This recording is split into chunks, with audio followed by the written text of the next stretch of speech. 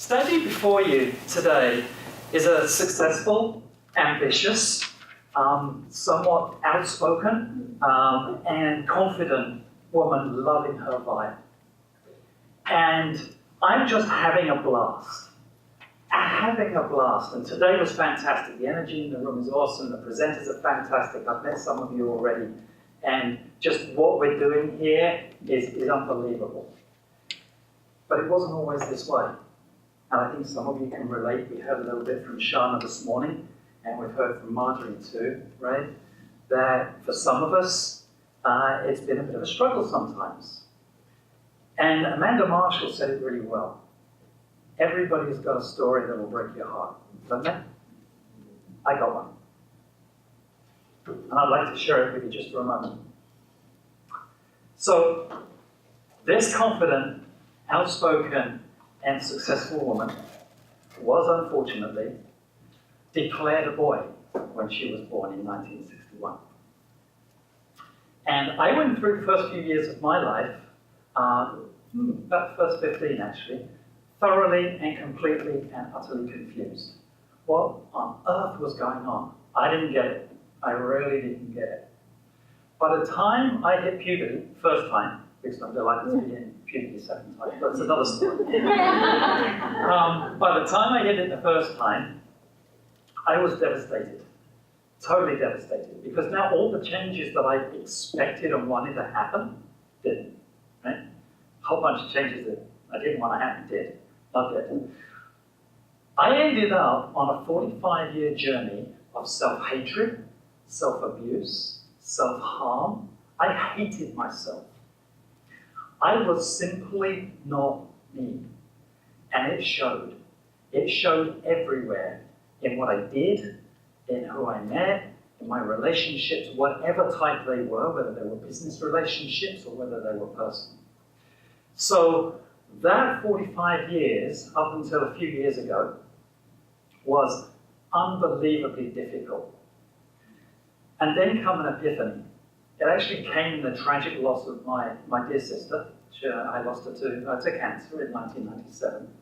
And 6 weeks later, I lost a very close cousin to a road traffic accident. And all these kind of things put me into a depression. That depression lasted 10 years.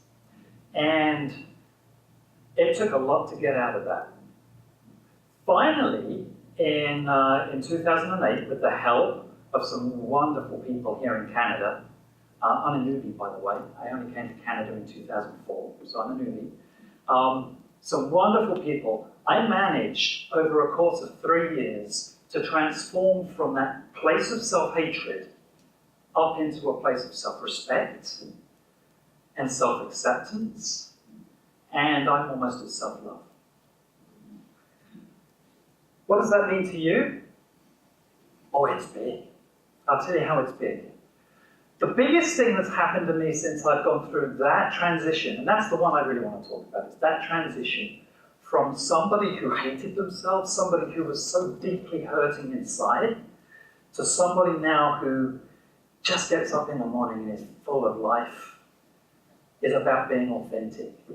It's about being true to yourself. For 45 years, I spent my time trying to be what everybody else wanted me to be.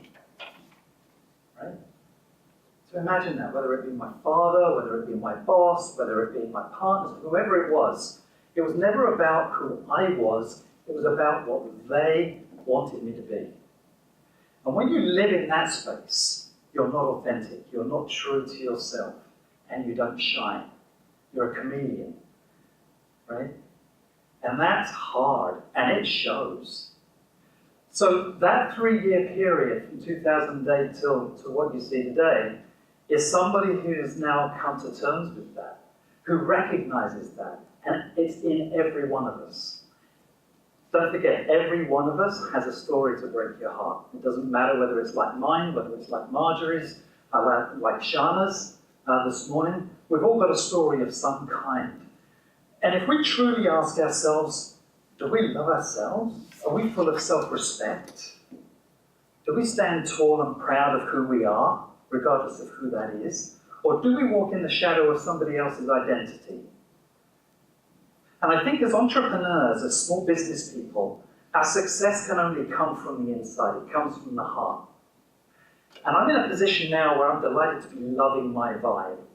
Anybody read The Secret or taken in the law of attraction? Somebody must have done it. Come on. So, law of attraction says that we have this vibration.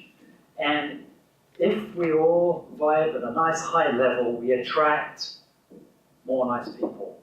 I spent 45 years vibing down in the gutter. I was down there in victimhood, I was down there in depression, I was down there in self-hatred and self-harm. And what did I attract? Any guesses? More of the same. It's what we call the crap magnet. Right? I'm feeling crap. Guess what I attract? I attract more crap. When I just change the batteries. When you get to a place of self-acceptance and self-love, and you start living at the other end of the vibrational scale, where we have joy, we have gratitude, we have love, and we're up there, guess what we attract? We attract more of the same. And isn't it just incredible? You know, so anybody that's gone through that journey, or anybody that's on that journey, oh my goodness, have you got something to look forward to. And if you haven't started that journey yet, I strongly encourage you to consider it, right? Your business is about you. Now here we'll talk about brand. It's about you. Typically as an entrepreneur, as a small business person, okay, you are your brand. The brand for Real Women, Real Business, right now is right there with Tammy and with Pamela, okay? That brand comes from authenticity. It comes from that place of being self-centered and loving your vibe and wanting to get out there and help others, living in gratitude. So that's my message to you today.